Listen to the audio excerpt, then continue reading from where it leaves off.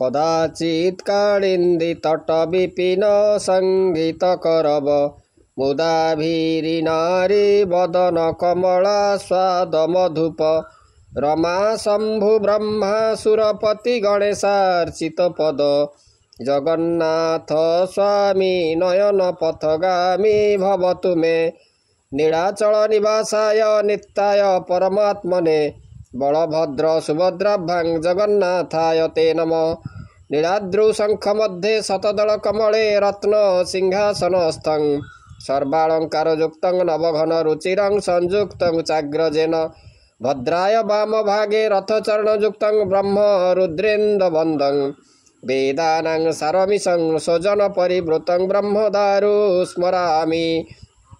नमस्कार जगन्नाथ प्रेमी दर्शक वृंद, आज आम जाना महाप्रभुंकर आड़प अभड़ा। महाप्रभु जितेबाला तांकर श्रीमंदिर में विराजमान करुले रत्न सिंहासन से अभड़ा मिलूला भक्त माने महाप्रसाद से प्राप्त होते न बाढ़ी खाइबा से अभड़ा। किंतु जितेबाला महाप्रभु श्रीमंदिर से बाहरी गले नवदिनात्मक यात्रा पतित पवन यात्रा जन्मवेदी यात्रा बा गुंडीचा यात्रा से कले सेतेबेले श्रीमंदिर में महाप्रभु नथिबा कारणरू सेठारे महाप्रसाद बा अभड़ा सेठारे मिलिबो नाही। तेणु भक्त माने निराश हुअन्ति श्रीमंदिर खाँ खाँ तांकु लागे एवं से बहुत माने मनस्ताप करती दुख हुए एते बाट आम आसिलु महाप्रभुंकर तांकर आम टिके अभड़ा पाई परिबु नाही। तेणु यही व्यवस्था पाई मध्य महाप्रभु मध्य तांको पाई सेमानक पाई एक व्यवस्था करिसंती जे आड़प मंडप रे से विराजमान कले मध्य तांकर जन्मवेदी रे गुंडीचा मंदिर सेठारे मध्य जो आड़प अभड़ा नाम रे मध्य तांकर अभड़ा मध्य से भक्त मानक मध्य जोगई देवार व्यवस्था मध्य महाप्रभु करिसंती। तेणु से संपर्क में आम जाना रत्नवेदी ये जो ठाकुर से वर्ष तमाम विजय करुवा बेले तांकर जो जन्मवेदी को आसी नवदिनात्मक यात्रा 7 दिन से रे जो आड़प मंडप गुंडीचा घरे जीवा आसवा 2 दिन एवं से रे 7 दिन। तेणु गुंडीचा मंदिर ही तांकर महाप्रभुंकर जन्मवेदी एवं रथ यात्रा जो रथत्रय बा 3टी रथ नंदीघोष तापरे जो महाप्रभु बलरामंकर तांकर होउचंती तालध्वज तापरे दर्पदलन ये जो रथ गुड़िक रथत्रय उत्तराभिमुखी होई से गुंडीचा मंदिर को आसीबा परे सेठारे 7 दिन अवस्थान करी पुनर्बार तांकर बाहुड़ा दशमी तिथि दक्षिणाभिमुखी होई से रत्न सिंहासन को तांको महाप्रभु माने बाहुड़ी जाइथांती। तेणु गुंडीचा मंदिर को ताको कहा जाए महावेदी यज्ञमंडप यज्ञस्थान जनकपुरी गुंडीचा मंडप बोली कहा जाए। तेणु ठाकुर माने एठारे जन्म होइथिले बोली यार नाम जनकपुरी बा तांको मध्य जन्मपुरी बा जनकपुरी मध्य कहा जाए। महाराजा इंद्रदुम्न प्रथमे एठारे ही से वेदी निर्माण करी एठारे से अश्वमेध यज्ञ करथिले बोली यार नाम सेति पई रहिछि महावेदी। तेणु गुंडीचा मंदिर बड़देउल ठारू उत्तर को प्राय 1.5 माइल दूर में ताहा अवस्थित ये गुंडीचा मंदिर एवं बड़दाण्ड जो सिंहद्वार ठारू आरंभ होई गुंडीचा मंदिर रे ताहा शेष होईछि। तेणु आषाढ़ मास शुक्लपक्ष द्वितीया तिथि महाप्रभु तांकर जो सकाळ धूपरे से तांकर जो खिचुड़ी खाई पहंडी रे से आसीथिले एवं रथ उपरे प्रभु को परंपरा क्रमे सुखिली भोग माने सुखिला भोग तांको अर्पण करा जायथिला एवं रथ यात्रा रे ए जो गुंडीचा विजय करिबा परे माने साधारणतः तांकर जो तृतीया दिन तांकर जो समस्त प्रकार महाप्रभुंकर जो समस्त नीति बढ़ी तापरे तांकर जो संध्यारे तांकर आड़प विजय माने पहंडी हुए आड़प विजय पहंडी हुए। प्रथमे मदन मोहन रामकृष्ण हाथ में विजय कराई आस्थान को निया जाए परे कौन हुए ना चारमल उपरे महाप्रभु को टाइहा लगी कराई ताकू गोटी पहंडी रे गुंडीचा घर सिंहासन ने तांको विजय करा जाए। तापरे जो महास्नान करा जाए सर्वांग रीति हुए एवं बड़ ओडिया मठ तरफ जोगाई दि जाउथबा चंदन मार्जना करा जाए।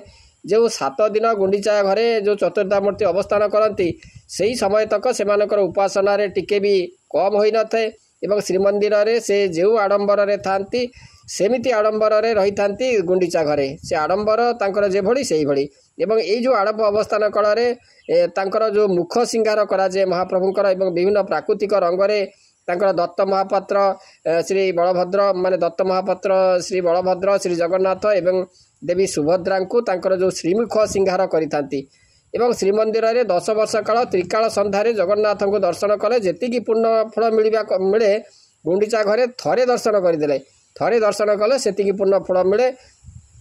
से कहुए जे नीलाद्रु 10 वर्षाणी आड़प मंडप दिने तेणु गुंडीचा मंदिर रे श्रीजीव मैंने सप्ताह व्यापी से अवस्थान काल ध्वजा पूजा हुए महाप्रभु ध्वजा पूजा हुए और बलभद्र तालध्वज रथर ତାଙ୍କର ଯେଉଁ ଲଙ୍ଗଳ ଧ୍ୱଜ, ମା ସୁଭଦ୍ରାଙ୍କର ଦେବଦଳନ ରଥର ଯେଉଁ ପଦ୍ମଧ୍ୱଜ ଏବଂ ଜଗନ୍ନାଥଙ୍କର ନନ୍ଦିଘୋଷ ରଥର ଯେଉଁ ଗରୁଡ଼ ଧ୍ୱଜଙ୍କୁ ପ୍ରଥମ ପୂଜା ଏବଂ ତାଙ୍କୁ ଭୋଗ ଅର୍ପଣ କରାଯିବା ସଙ୍ଗେ ସଙ୍ଗେ ରଥର ଯେଉଁ ପାର୍ଶ୍ୱ ଦେବଦେବୀଙ୍କୁ ମଧ୍ୟ ତାଙ୍କର ପୂଜା ଏବଂ ଭୋଗ ସେ ଦିଆଯାଏ।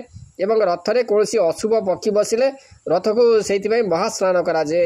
ଯେଭଳି ଭାବରେ କାଉ ବସିଗଲେ କିମ୍ବା ଶାଗୁଣା ବସିଗଲେ ଏଇସବୁ ଅଶୁଭ ପକ୍ଷୀ ଯଦି ବସିଗଲା ତାହେଲେ ସେ ଯେଉଁ ରଥକୁ ମହାସ୍ନାନ କରାଯାଏ। ତେଣୁ ଆମର ଯେଉଁ ନୀଳାଚଳରେ ବୈଦିକ ରୀତିରେ ଜଗନ୍ନାଥଙ୍କ ନିକଟରେ ଏ ଯେଉଁ ପ୍ରସାଦ ଲାଗି ସାରିବା ପରେ ମହାଦେବୀ ଯିଏକି ଭୈରବୀ ବିମଳା, ସେ ଯେଉଁ ବିମଳାଙ୍କ ନିକଟରେ ତାହା ଲାଗି ହୋଇଥାଏ ଏବଂ ପ୍ରସାଦ ସେତେବେଳେ ପ୍ରସାଦ ରୂପାନ୍ତରିତ ହୋଇଥାଏ ମହାପ୍ରସାଦ ରୂପରେ। ସେଇଥିପାଇଁ ମଧ୍ୟ ମହାପ୍ରଭୁ ସେ ଯେଉଁ ବିମଳାଙ୍କୁ ମଧ୍ୟ ପାର୍ବତୀ ଯେହେତୁ ତାଙ୍କୁ ସେ ବର ପ୍ରଦାନ ମଧ୍ୟ କରିଥିଲେ ଯେ ତାଙ୍କରି ପ୍ରସାଦ ମହାପ୍ରଭୁଙ୍କର ପ୍ରସାଦ ବିମଳାଙ୍କ ଠାରେ ନିବେଦିତ ହେବା ପରେ ତାହା ମହାପ୍ରସାଦରେ ପରିଣତ ହୁଏ। ତେଣୁ ଆମର ଶ୍ରୀ ମହାପ୍ରସାଦ ଶ୍ରୀ ଜଗନ୍ନାଥ ସଂସ୍କୃତିର ଇଏ ହେଉଛି ଶ୍ରେଷ୍ଠ ବିଭବ। ତେଣୁ ମହାପ୍ରସାଦ କହିଲେ କେବଳ ଆମର ଯେଉଁ ଶ୍ରୀକ୍ଷେତ୍ରରେ ଜଗନ୍ନାଥଙ୍କର ତାଙ୍କର ଯେଉଁ ଭୋଗ ପ୍ରସାଦକୁ ବୁଝାଇଥାଏ, କିନ୍ତୁ ଅନ୍ୟ ସମସ୍ତ ଯେଉଁ ଦେବଦେବୀଙ୍କ ପାଖରେ ଲାଗି ହୋଇଥିବା ଯେଉଁ ଭୋଗ ତାହା ପ୍ରସାଦ ରୂପରେ ଗୃହୀତ ହୋଇଥିବା ବେଳେ କେବଳ ଜଗନ୍ନାଥଙ୍କର ଭୋଗ ସେ ପ୍ରସାଦ ତାହା ପ୍ରସାଦ ମହାପ୍ରସାଦରେ ତାହା ପରିଣତ ହୁଏ। ଅନ୍ୟ କୌଣସି ମନ୍ଦିର ଆପଣ ଯିବେ ଭାରତର ଓଡ଼ିଶାର ଯେକୌଣସି ମନ୍ଦିର ସେଠି ମହାପ୍ରସାଦ ନୁହଁ, ତାକୁ ପ୍ରସାଦ କୁହାଯିବ। କିନ୍ତୁ ଏଇ ଯେଉଁ ଜଗନ୍ନାଥ ଧାମ ଯାହାକି ପୁରୀ ଧାମରେ ତାହା ମହାପ୍ରସାଦ। ତେଣୁ ଶାସ୍ତ୍ରୀୟ ମତ ଅନୁଯାୟୀ ବୈଷ୍ଣବ ଅଗ୍ନିରେ ଆବାହନ, ଲକ୍ଷ୍ମୀଙ୍କ ଦ୍ୱାରା ତାହା ରନ୍ଧନ, ତାପରେ ନୃସିଂହ ମନ୍ତ୍ରରେ ତାହା ପ୍ରେକ୍ଷିତ, ଗୋପାଳ ମନ୍ତ୍ରରେ ତୁଳସୀ ପଡ଼ି ବିଷ୍ଣୁଙ୍କର ପଞ୍ଚ ଉପଚାରରେ ତାହା ନିବେଦନ କରାଯାଉଥିବା ପ୍ରସାଦକୁ ମହାପ୍ରସାଦ କୁହାଯାଏ। ଏବଂ ମହାପ୍ରସାଦ ହେଉଛନ୍ତି ବ୍ରହ୍ମ ସ୍ୱରୂପ। ଏ ଯେଉଁ କଣିଚାଏ ମହାପ୍ରସାଦ ସେବନ କଲେ ଏବଂ ମସ୍ତକରେ ଲଗାଇଲେ ପାପରୁ ମୁକ୍ତି ମିଳେ ବୋଲି ଆମର ବିଶ୍ୱାସ ରହିଛି। ମାଟି କୁଡ଼ିଆରେ ପାକ ହୋଇ ମହାପ୍ରଭୁଙ୍କର ଏ ଯେଉଁ ନୈବେଦ୍ୟ ହୋଇଥିବା ମହାପ୍ରସାଦକୁ ସେଇ ମାଟି କୁଡ଼ିଆରୁ ନ ବାଢ଼ି ତାକୁ ବଢ଼ାଯିବ ନାହିଁ, କାହାକୁ ବାଢ଼ିକିରି ଦିଆଯିବ ନାହିଁ, ସେମିତି ମାଟି କୁଡ଼ିଆରେ ରହିବ। ମାଟି କୁଡ଼ିଆରୁ ନ ବାଢ଼ି ନିର୍ବିକାର ଭାବରେ ଜାତି ଧର୍ମ ବର୍ଣ୍ଣ ନିର୍ବିଶେଷରେ ସମସ୍ତେ ସେମାନେ ସ୍ୱହସ୍ତରେ ନେଇ ସେବନ କରିଥାନ୍ତି। ତେଣୁ ଏଇ ଯେଉଁ ମହାପ୍ରସାଦକୁ ସେଇଥିପାଇଁ କୁହାଯାଏ ଅବଢ଼ା। ଅବଢ଼ା ଶବ୍ଦର ଅର୍ଥ ହେଉଛି ନ ବଢ଼ା। ଅବଢ଼ା କାହାକୁ ବି ବଢ଼ାଯାଏ ନାହିଁ, କାହାକୁ ତାକୁ ବଢ଼ାଯାଏ ନାହିଁ, କାହା ପାଇଁ କେହି ଦେବା ବି ଦରକାର ନାହିଁ। ଆଚଣ୍ଡଳ ବ୍ରାହ୍ମଣ ସେମାନେ ନ ବାଢ଼ି କୁଡ଼ୁଆ ଭିତରେ ହାତ ପୁରାଇ ଖାଉଥିବାରୁ ତାର ନାମ ସେଇଥିପାଇଁ କୁହାଯାଇଛି ଯେ ଅବଢ଼ା। ତେଣୁ ଶ୍ରୀମନ୍ଦିରର ଯେଉଁ ରୋଷ ଘରେ ମହାପ୍ରଭୁଙ୍କ ପାଇଁ ବର୍ଷ ଯାକ ମହାପ୍ରସାଦ ପ୍ରସ୍ତୁତ ହେଉଥିବା ବେଳେ କିନ୍ତୁ ରଥଯାତ୍ରା ସମୟରେ ମହାପ୍ରଭୁଙ୍କର ଏଇ ଯେଉଁ ଗୁଣ୍ଡିଚା ମନ୍ଦିରରେ ଗୁଣ୍ଡିଚା ମନ୍ଦିରରେ ଦାରୁ ବ୍ରହ୍ମଙ୍କର ଯେଉଁ ଅବସ୍ଥାନ କାଳରେ ବି ପ୍ରସ୍ତୁତ ହୁଏ, ଏଠାରେ ମହାପ୍ରସାଦ ପ୍ରସ୍ତୁତ ହୁଏ। ଏବଂ ଆଡ଼ପ ମଣ୍ଡପରେ ପ୍ରଭୁଙ୍କୁ ଅର୍ପଣ କରାଯାଉଥିବା ଯେଉଁ ଅନ୍ନ ବ୍ୟଞ୍ଜନ ସେ ଯେଉଁ ଆଡ଼ପ ଅବଢ଼ା ଭାବରେ ତାହା ପରିଚିତ। ତେଣୁ ତାଙ୍କର ଯେଉଁ ମଇଲମ ତଡ଼ପ ଲାଗି ଅବକାଶ ଶେଷ ହୋଇ ଆରମ୍ଭ ହୁଏ ତାଙ୍କର ସାହାଡ଼ା ମେଳା ଦର୍ଶନ, ସମସ୍ତେ ଦର୍ଶନ କରିବେ। ତାପରେ ଅବଢ଼ା ଯେବେଠାରୁ ମହାପ୍ରଭୁଙ୍କର ରଥଯାତ୍ରାର ପ୍ରଚଳନ ହୋଇଛି ସେବେଠାରୁ ଏଇ ଯେଉଁ ଆଡ଼ପ ଅବଢ଼ା ପ୍ରଚଳିତ ଅଛି। ସେଥିପାଇଁ ଏକ ରୋଷ ଘର ମଧ୍ୟ ଆମର ଗୁଣ୍ଡିଚା ମନ୍ଦିରରେ ଅଛି ଏବଂ ଗୁଣ୍ଡିଚା ମନ୍ଦିରରେ ଯେଭଳି ଭାବରେ ସ୍ୱତନ୍ତ୍ର ଭାବରେ ଅବଢ଼ା ଆଡ଼ପ ଅବଢ଼ା ପ୍ରସ୍ତୁତ ହେବ ତାର ସେଇ ଯେଉଁ ପରିସରରେ ଥିବା ଏକ କୂଅକୁ ମଧ୍ୟ ସଫା କରାଯାଇ ସେଇ ପାଣିରେ ମହାପ୍ରସାଦ ରନ୍ଧାଯାଏ। ଏବଂ ରୋଷ ଘରେ ମୋଟ କେତେ ରହିଛି ନା 203ଟି ଚୁଲି ମଧ୍ୟରୁ 138ଟି ଅନ୍ନ ଚୁଲି ଏବଂ 51ଟି ଯେଉଁ ଅହିଆ ଚୁଲି ଏବଂ ତାପରେ 14ଟି ପିଠା ଚୁଲି ମଧ୍ୟ ରହିଛି।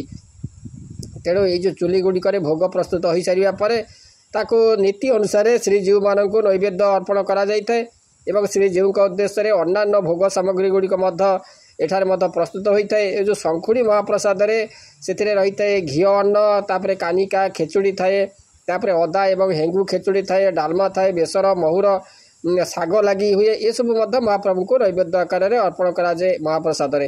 ଏବଂ ଦାରୁ ବ୍ରହ୍ମଙ୍କୁ ଆଡ଼ପ ମଣ୍ଡପରେ ଦର୍ଶନ ଏବଂ ଆନନ୍ଦ ବଜାରରେ ଯେଉଁ ଆଡ଼ପ ଅବଢ଼ା ସେବନ କରିବା ପାଇଁ ଶ୍ରଦ୍ଧାଳୁ ଭକ୍ତଙ୍କ ମନରେ ପ୍ରବଳ ଉତ୍କଣ୍ଠା ଦେଖାଯାଇଥାଏ। ଆଡ଼ପ ଅବଢ଼ାରେ ପିତୃଶ୍ରାଦ୍ଧ ପିଣ୍ଡଦାନ କଲେ ପିତୃପୁରୁଷମାନେ ମୁକ୍ତି ପାଆନ୍ତି ବୋଲି ଆମର ବିଶ୍ୱାସ ରହିଛି, ସେମାନେ ସନ୍ତୁଷ୍ଟ ହୁଅନ୍ତି।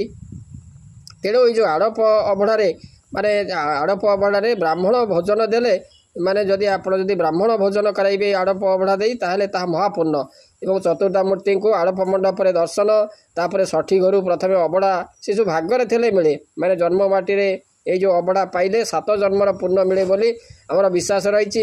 ଆଡ଼ପ ମଣ୍ଡପରେ ମହାପ୍ରଭୁଙ୍କର ଦର୍ଶନ କରି ତାପରେ ଏଇ ଯେଉଁ ଆଡ଼ପ ଅବଢ଼ା ଖାଇଲେ 100 ଜନ୍ମର ପାପ କ୍ଷୟ ହୋଇଥାଏ ବୋଲି ଆମର ବିଶ୍ୱାସ ରହିଛି। ତେଣୁ ନାକଚଣା ଦାର ଦେଇ ବର୍ଷ ସାରା ଅପେକ୍ଷା ନାକଚଣା ଯେଉଁ ରହିଛି ମହାପ୍ରଭୁଙ୍କର ଯେଉଁ ନାକଚଣା ଦାର सेठारे महालक्ष्मीकर एक नाकचଣା खसी पड़ी से जो दार रही नाकचଣା दार से जो नाकचଣା दार दे भक्त मैंने अबड़ा धरी से बाहर बेले माने से उत्साह बेस बारी होता है। एवं ये जो आड़प अबड़ा अनेक देवदेवी से वर्ष सारा अपेक्षा कर रही था जो आड़प अबड़ा पाइबापी। तेणु आड़प अबड़ार महात्म संपर्क में पुराण शास्त्र में वर्णना रही।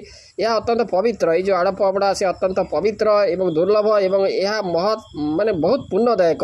तेणु यही समय श्रद्धालु माने जो ब्राह्मण एवं वैष्णव को गुंडीचा मंदिर परिसर में ये जो अबड़ा दान करी माने भोजन कराई। तेणु दूर दूरांतर आसीथिबा जो भक्त मैंने से घर को फेरिबा बेले साथी में जो आड़प अबड़ा से नहीं जाती।